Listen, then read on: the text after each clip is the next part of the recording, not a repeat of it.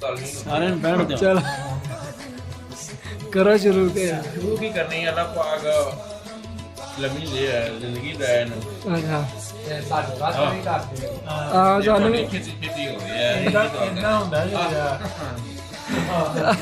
इन वाले ने ब्याह ਜੇ ਸੋਚਦੇ ਰਹੋਗੇ ਤਾਂ ਫਿਰ ਬਸ ਲੇਟ ਹੋ ਜਾਓਗੇ पगड़ी आ लिया ਮੈਂ ਕਿ ਤੂੰ ਬੜਾ ਨਾ ਚੱਲੀਏ ਪਰ ਤੂੰ ਅੰਦਰ ਮਕਾਨ ਛੱਡ कुछ नसीब आंदा है ਬੁੱਢੀ मतलब ਪਾ ਰਹੀ ਹੈ